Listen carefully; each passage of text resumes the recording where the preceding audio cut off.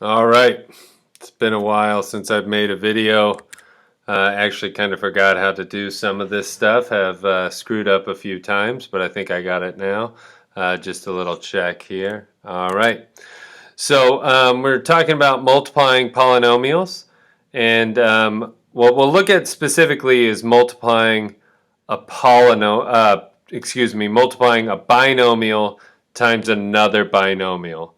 To do that, the easiest way for students to do it is this acronym called FOIL. You may have seen it before. So let's say we had to multiply x plus 3 times x plus 8. Some important things to look at here. We've got a linear binomial times a linear binomial. We can't just do x and 3 and 8 and call it x squared plus 24. That is terrible, not correct mathematics. So how are we going to multiply this together? So the acronym FOIL is useful to teach you how to multiply, and FOIL stands for first, outside, inside, last. So what we're looking at here is multiplying the first two numbers together, the outside numbers together, the inside numbers together, and the last numbers together.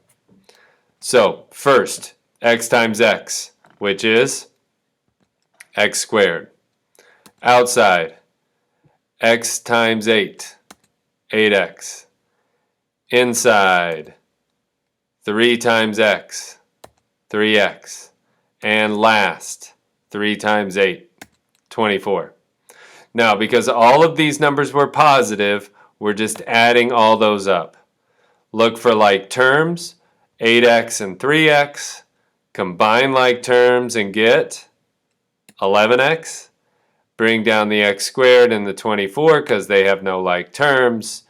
Write it all nice and clean as x squared plus 11x plus 24. And that's how you multiply a binomial times another binomial. As we were talking about in class the other day, that's not really what's happening in terms of the mathematics. The mathematics is anytime you take a number times a number. So remember, parentheses are just something. More precisely, it's just a number. And when we take a number times a binomial, we distribute that number.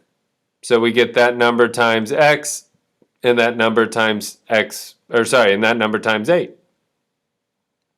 If that number was x plus 3, then all we were doing is taking x plus 3 times x and x plus 3 times 8. So, these arrows here are for this whole thing. Good? X plus 3 times x. This whole thing, x plus 3 times 8.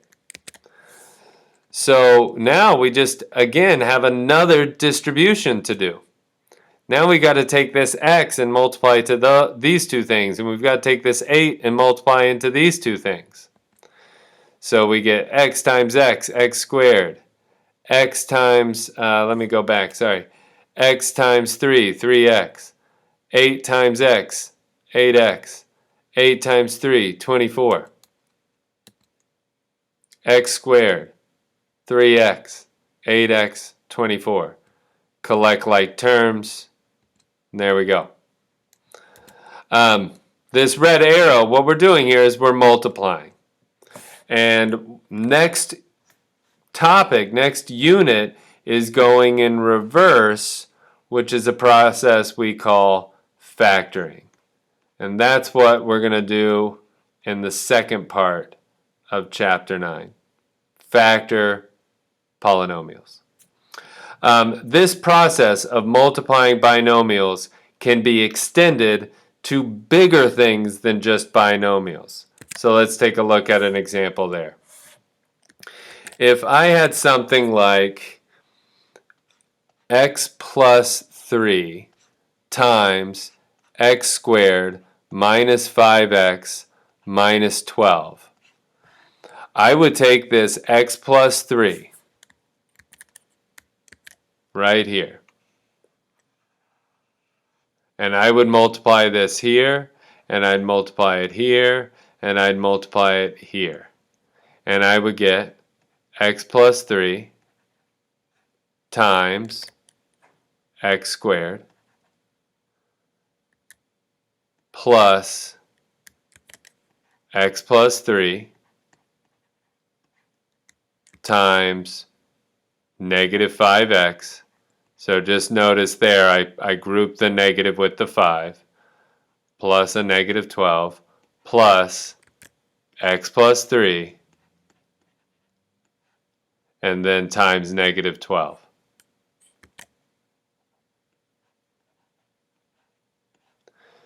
Now I would distribute this here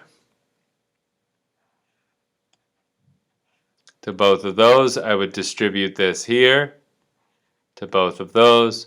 I would distribute this here to both of those. X squared times x, x cubed. X squared times 3, 3x. Negative 5x times x, negative 5x squared. Negative 5x times 3, negative 15x. Negative 12 times x, negative 12x, negative 12 times 3, negative 36. And now I will look for like terms. Are there any other x cubes? No. Oh, and you may have seen my mistake. X squared times 3, 3x squared.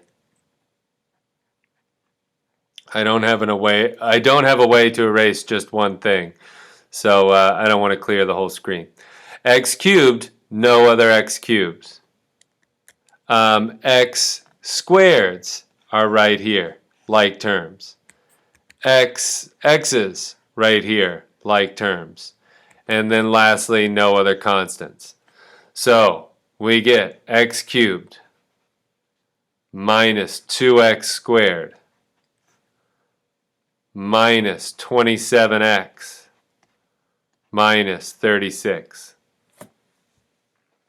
So again, it's in descending order. All we're doing is the distributive property over and over and over again.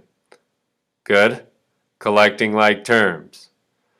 There's a really nice way, we'll do the same problem again, using kind of like the FOIL acronym, but it's a little bit different. So what would that look like? So we clear this, and now we have x plus 3 times x squared minus 5x minus 12. So the FOIL acronym is first, outside, inside, last. Works really well with a binomial. But what we're really doing is we're taking every number in here and we're multiplying it to every number in the other parenthesis. So x times x squared is x cubed. X times minus 5x is minus 5x squared. X times negative 12 is minus 12x. If I take a different color and now take this 3 times x squared and this 3 times negative 5x and this 3 times 12, if I go down here and I indent one space, I get 3x squared and then 3 times negative 5x and I get negative 15x and then 3 times negative 12 and I get negative 36. What happens real nicely is I get my like terms all matched up here on top of one another. X cubed plus no other x cubes is x cubed. Negative 5x squared plus 3x squared is 2x squared. Negative 12x plus negative 15x is negative 27x. And then negative 36 plus no other numbers is negative 36. That should be the exact same answer as I had last time, and it makes it real nice and easy when we use this technique for lining things up. All right, we're going to do one more example. After I write the problem, you should pause the video and try it on your own, and then restart the video and see if you get it right. So let's try this problem here. if I was to take, and this will be a tough one, x squared plus 3x minus 2 times 2x squared minus 5x minus 13. So pause the video now and try this and start it up when you think you have the answer.